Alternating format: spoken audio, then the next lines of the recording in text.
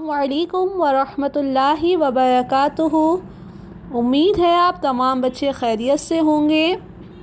آج سے ہمارا میقات چہارم شروع ہو چکا ہے اور اسلامیات میں ہم میقات چہارم میں ڈے 61 کے #37 میں پڑھیں گے چوتھا کلمہ کی پڑھائی اور گھر سے نکلتے وقت کی دعا، اور #38 میں پڑھیں گے سورۃ الفلق اور سبق عبادات کے سوال جواب کا تعارف اور زبانی سوال جواب۔ سب سے پہلے ہم #37 میں چوتھے کلمے کی طرف آتے ہیں۔ اس کے لیے آپ تمام بچے اپنی کتاب کا صفحہ نمبر 6 کھولیں۔ صفحہ نمبر 6 میں چوتھا کلمہ موجود ہے۔ آپ تمام بچے میرے ساتھ ساتھ چوتھا کلمہ پڑھیں۔ بسم اللہ الرحمن الرحیم۔ لا الہ الا اللہ وحدہ لا شریک لہ لہ الملک ولہ الحمد یحیی ویمیت وَهُوَ حَيٌّ لَا يَمُوتُ أَبَدًا أَبَدًا ذُو الْجَلَالِ وَالْإِكْرَامِ بِيَدِهِ الْخَيْرُ وَهُوَ عَلَى كُلِّ شَيْءٍ قَدِيرٌ۔ ترجمہ: اللہ عز و جل کے سوا کوئی معبود نہیں، وہ اکیلا ہے، اس کا کوئی شریک نہیں، اسی کے لیے بادشاہی ہے اور سب خوبیاں اسی کے لیے ہیں۔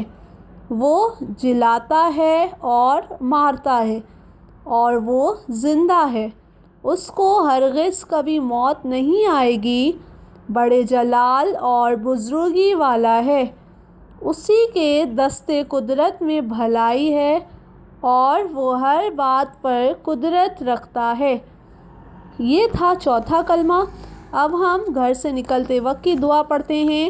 اس کے لیے آپ تمام بچے اپنی کتاب کا صفحہ نمبر 9 کھولیں۔ صفحہ نمبر 9 میں گھر سے نکلتے وقت کی دعا موجود ہے۔ میرے ساتھ ساتھ تمام بچے یہ دعا پڑھیں۔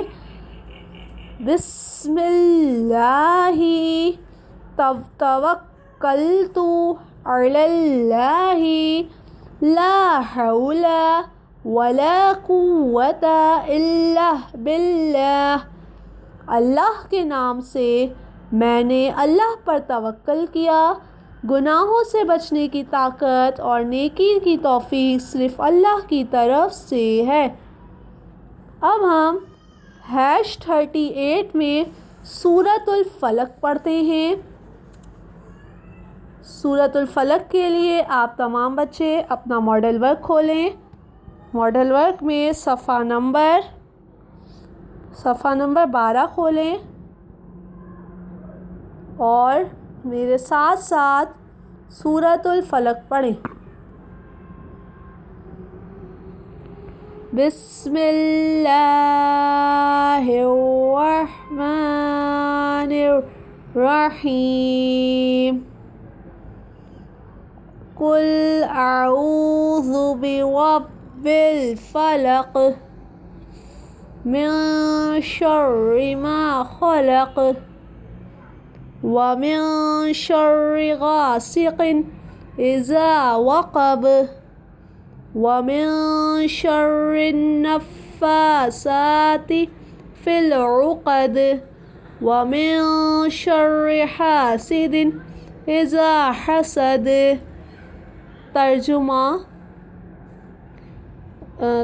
اس میں موجود نہیں ہے، ہم صرف یہ سورۃ الفلق پڑھیں گے۔ ایک بار پھر سے پڑھتے ہیں۔ قل اعوذ برب الفلق من شر ما خلق ومن شر غاسق اذا وقب ومن شر النفاثات في العقد ومن شر حاسد اذا حسد۔ اب ہم سبق عبادات کی طرف آتے ہیں۔ سبق عبادات اس کا تعارف پہلے ہم پڑھتے ہیں۔ اللہ عز و جل اور رسول اللہ صلی اللہ علیہ وآلہ وسلم کے بتائے ہوئے طریقوں پر عمل کرنے کو عبادات کہتے ہیں۔ ایسے کام جن سے اللہ راضی ہوتا ہے، مثلا نماز پڑھنا، روزے رکھنا، زکوٰۃ دینا اور حج کرنا وغیرہ۔ یہ تھا سبق عبادات کا تعارف۔ اب ہم سبق عبادات کی طرف جاتے ہیں۔ اس کے لیے آپ تمام بچے اپنی کتاب کا صفحہ نمبر 30 کھولیں۔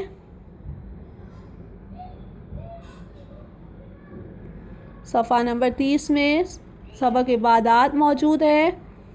ٹھیک ہے، سبق عبادات کا پہلا سوال ہے، کون سی عبادت دین کا ستون ہے؟ نماز دین کا ستون ہے۔ سوال نمبر 9، نماز کے لیے کن چیزوں کی طہارت شرط ہے؟ نماز کے لیے جسم، لباس اور جگہ کی طہارت شرط ہے۔ طہارت کا مطلب ہوتا ہے کہ صاف ہونا۔ ٹھیک ہے، جسم کی طہارت کس طرح حاصل ہوتی ہے؟ جسم کی طہارت غسل اور وضو سے حاصل ہوتی ہے۔ وضو میں کتنے فرض ہیں؟ وضو میں 4 فرض ہیں۔ نمبر 1، پورے چہرے کو دھونا۔ نمبر 2، دونوں ہاتھوں کو کوہنیوں سمیت دھونا۔ نمبر 3، چوتھائی سر کا مسح کرنا۔ نمبر 4، دونوں پیروں کو ٹخنوں سمیت دھونا۔ سوال نمبر 5، نماز کو کس طرف رخ کر کے پڑھنا کرنا شرط ہے؟ نماز کو قبلہ روح ہو کر پڑھنا شرط ہے۔ سوال نمبر 6، کیا قرآن مجید کو بے وضو چھو سکتے ہیں؟ جواب، ہرگز نہیں۔ قرآن مجید کو چھونے کے لیے وضو فرض ہے۔ سوال نمبر 7، کون سی عبادت گناہوں کے لیے ڈھال ہے؟ جواب ہے روزہ گناہوں کے لیے ڈھال ہے۔ سوال نمبر 8، روزے کا وقت بتائیں۔ جواب، روزے کا وقت صبح صادق سے غروب آفتاب تک ہے۔ سوال نمبر 9، کیا روزے کی حالت میں کھا پی سکتے ہیں؟ جواب، جی نہیں، کھانے پینے سے روزہ ٹوٹ جاتا ہے۔ سوال نمبر 10، مالدار پر کس قدر زکوٰۃ فرض ہے؟